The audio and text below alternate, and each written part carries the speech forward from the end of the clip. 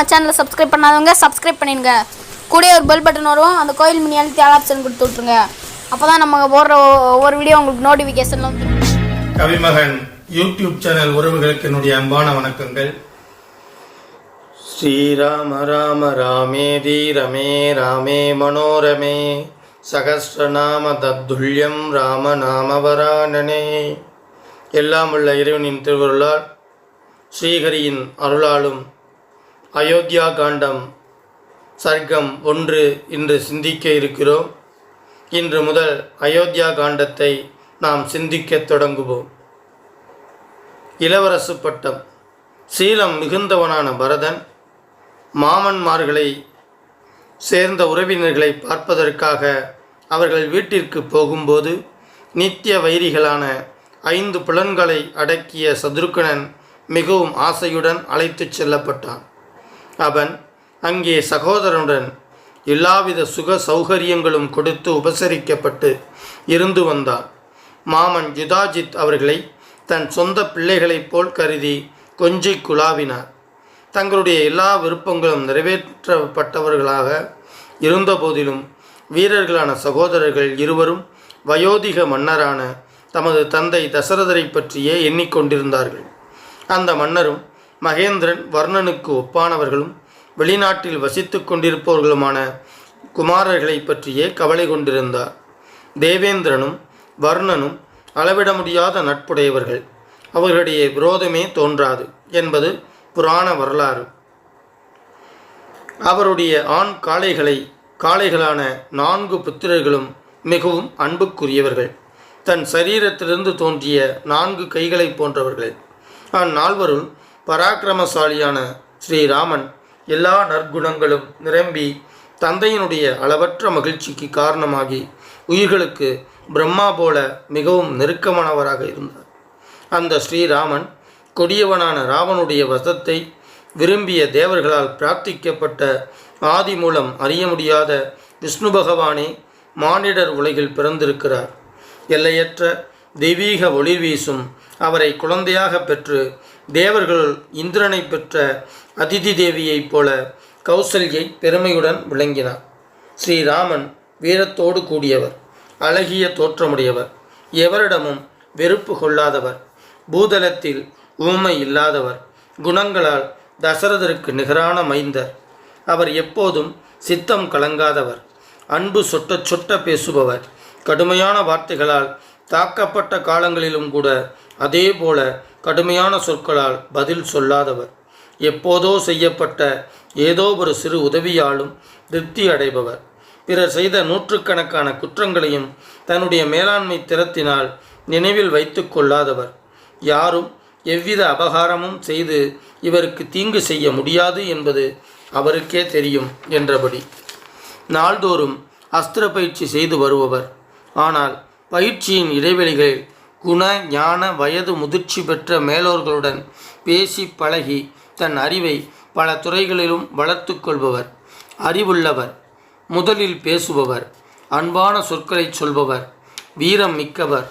ஆனால் தன்னுடைய மகத்தான வீரத்தை கண்டு வியப்பு இருமாப்பு அடையாதவர், உண்மையல்லாதவற்றை பேசாதவர், மெத்த கல்வி கற்றவர், முதியவர்களை பெரியவர்களை மரியாதையுடன் நடத்துபவர், குடிமக்களால் பேரன்பு கொண்டு பாராட்டப்படுபவர், குடிமக்களுக்கு பிரியமானதை செய்து அவர்களை மகிழ்விப்பவர், ஏழைகளிடம் அன்புடையவர், சினத்தை வென்றவர், வேதியர்களை வழிபடுபவர், துன்பப்படுபவர்களிடம் இரக்கம் காட்டுபவர், அறம் அறிந்தவர், புலன்களை அடக்கியவர், உள்ளும் புறமும் தூய்மையானவர், தன் பரம்பரைக்கேற்ற சிந்தனை உடையவர், தனது சத்திரிய தர்மத்தை உயர்வாக கருதுபவர், அளவில்லாத புகழை பெறுவதே உன்னதமான சொர்க்கத்திற்கு ஈடானது என்ற கொள்கை உடையவர், நன்மையை தராத விஷயங்களிலும் அறவழியை காட்டாத வரலாறுகளிலும் பற்றில்லாதவர், தர்க்கத்தில் எதிராளியின் கேள்விகளுக்கு அடுக்கடுக்காக பதில் சொல்லும் ஆற்றலில் பிரகஸ்பதிக்கு ஒப்பானவர், நோய் இல்லாதவர், முறுக்கான வாலிபர், சொல்லாற்றல் உடையவர், உடற்கட்டு கொண்டவர், இடம் மற்றும் கால சூழ்நிலைக்கேற்ப நடப்பவர், உலகில் மனித தத்துவங்களையெல்லாம் அறிந்த ஒரே ஓர் உத்தம மனிதனாக இவரையே பிரம்மா படைத்தாரோ என்று சொல்லத்தக்கவர். அரசகுமாரனான அவர் எல்லாவித உயர் குணங்களும் நிரம்பியவர். அதனால் குடிமக்களின் பேரன்பை பெற்று அவர்களது உடலுக்கு வெளியே உலவுகின்ற உயிரை போன்றவர். பரதனின் மூத்த சகோதரனான அவர் முறைப்படி கல்வி பயிற்சி நிறைவு சடங்குகளை செய்துவிட்டவர். முறைப்படி வேதாங்கங்களை அறிந்தவர். வில்வித்தையிலும் அஸ்திர வித்தையிலும் தந்தையை காட்டிலும் மேலானவர். எல்லா நற்குணங்களுக்கும் விலை பூமி. குற்றமற்ற பரம்பரையில் தோன்றியவர். இரங்கத்தக்க நிலையில் இல்லாதவர். உண்மை பேசுபவர். நேர்மையானவர். தர்மம் அர்த்தம் இவற்றை நுட்பமாக அறிந்த முதிய அந்தணர்களால் நன்னறிகள் பயில்விக்கப்பட்டவர். தர்மம் அர்த்தம் காமம் இவற்றின் சூட்சுமம் அறிந்தவர். நினைவாற்றல் அதிகம் உடையவர். மேதாவி. உலக விவகாரங்களை தெரிந்து கொள்வதில் சமர்த்தர். கால சூழ்நிலைக்கேற்ப தர்மானுஷ்டானங்களை கைகொள்வதில் தேர்ச்சி பெற்றவர். பணிவுள்ளவர். தன் எண்ணங்களை மனதிற்குள்ளேயே மறைத்து கொள்பவர். ஆலோசனை இரகசியங்களை பகிரங்கப்படுத்தாதவர். உதவிக்கு ஓடிவரும் சிறந்த நண்பர்களை உடையவர். வீண் போகாத கோபமும் மகிழ்ச்சியும் உடையவர். கோபத்திற்கு காரணமாக இருந்தவருக்கு தண்டனையும் மகிழ்ச்சிக்கு காரணமாக இருந்தவருக்கு பரிசும் கிடைக்கும். பொருட்களை கொடுக்க வேண்டிய சமயத்தையும் சேர்க்க வேண்டிய காலத்தையும் நன்கு அறிந்தவர். உறுதியான பக்தியும் நிலையான ஞானமும் உடையவர். தீயோரையும் தீயனவற்றையும் நெருங்க விடாதவர். பண்பில்லாத சொற்களை கூறாதவர். சோம்பல் இல்லாதவர். கவனக்குறைவு இல்லாதவர். தன் குற்றங்களையும் பிறர் குற்றங்களையும் அறிந்தவர். ஆனால் குற்றங்களை பலர் முன்னிலையில் அம்பலப்படுத்தி தலைகுனியச் செய்பவர் அல்லர். சாஸ்திரங்களை அறிந்தவர். நன்றி மறவாதவர். மனித இயல்புகளின் வேறுபட்ட நிலைகளை உணர்ந்தவர். ஒரு மனிதனை ஆராய்ந்து தம்முடன் சேர்த்து கொள்வதிலும் முறைப்படி அவனை ஆதரிப்பதிலும் நிபுணர். மேன்மக்களை பாதுகாப்பதிலும் அல்லாதவர்களை அடக்குவதிலும் சரியான காலக்கணக்கு உடையவர். கருவூலத்திற்கு பொருள் வரவை பெருக்குவதற்கான வழிமுறைகளையும் அனுமதிக்கப்பட்ட செலவினங்களையும் அறிந்தவர். தொன்மையான சாஸ்திர நூல்களையும் நாட்டு மொழிகள் கலந்த அந்நூல்களின் நுட்பங்களையும் அறிந்தவர். அறம் பொருள் நாடி முறையான இன்பம் அனுபவிப்பவர். சுணக்கம் இல்லாதவர். பொழுதுபோக்காக மனம் கழிக்கச் செய்யும் இசை சிற்பம் போன்றவைகளின் நுட்பங்களை அறிந்தவர். வருமானத் தொகையை எவ்வாறு பங்கிட்டு செலவழிக்க வேண்டும் என்பதை அறிந்தவர். யானை குதிரைகளின் மேல் ஏறி சவாரி செய்வதிலும் அவைகளை அடக்கி பயிற்சி கொடுப்பதிலும் ஈடுபட்டவர். வில்வித்தையை அறிந்தவர்களுள் முதன்மையானவர். உலகத்தினால் அதிரதர் என்று ஒப்புக்கொள்ளப்பட்டவர். எதிரிப்படையை எதிர்கொண்டு தாக்குபவர். சிதற அடிப்பவர். படைகளை அணிவகுப்பதில் வல்லவர். போர்க்களத்தில் சினம் கொண்ட தேவர்களாலும் அசுரர்களாலும் வெற்றி கொள்ள முடியாதவர். எவரிடமும் வெறுப்பில்லாதவர். கோபத்தை வென்றவர். அகங்காரம் பொறாமை இல்லாதவர். எந்த பிராணியையும் அவமதிப்பவர் அல்லர். கால சூழ்நிலைக்கு அடிபணியாமல் எந்த நிலையிலும் கலங்காதவர். இவ்வாறாக மன்னரின் மைந்தரான ஸ்ரீராமன் எல்லா நல்ல குணங்களும் உடையவராக இருந்தார். நற்குணங்களின் உறைவிடமான அவர் மூன்றுலக மக்களாலும் நேசிக்கப்பட்டார். ஸ்திரமான பொறுமை போன்ற குணங்களால் பூமி தாய்க்கு ஒப்பானவர். அறிவினால் பிரகஸ்பதிக்கும் வீரத்தினால் இந்திரனுக்கும் நிகரானவர். தன் கிரணங்களால் சூரியன் பிரகாசிப்பதைப் போல எல்லா குடிமக்களின் மனத்தை கவரும் நற்குணங்களால் தந்தைக்கு தன்னிடம் மேலும் அன்பை பெருக்கி புகழொலியுடன் விளங்கினார். இவ்வாறு ஒழுக்கமான நடத்தை உள்ளவரும் எவராலும் வெற்றி கொள்ள முடியாத அளவிற்கு எல்லையற்ற பராக்கிரமமும் வீரமும் பொருந்தியவரும் லோகபாலர் போன்றவருமான அவரை இப்பூவுலகம் விரும்பியது. தன்னை ஆட்சி செய்ய வேண்டும் என்று ஆவல் உற்றது. இவ்வாறான ஒப்புவமை இல்லாத நற்குணங்களை பெற்றிருந்த புதல்வனை கண்டு எதிரிகளை வாட்டும் மன்னர் தசரதர் மனத்தில் ஆலோசிக்கத் தொடங்கினார். நீண்ட நெடுங்காலமாக வாழ்ந்து கொண்டு அரசு செலுத்தி முதுமை அடைந்துவிட்ட மன்னருக்கு பின்வருமாறு விசாரம் எழுந்தது. நான் உயிருடன் இருக்கும் போதே ஸ்ரீராமன் எவ்வாறு மன்னனாவான்? அந்த காட்சியை காண எனக்கு பேராவலாக இருக்கிறது.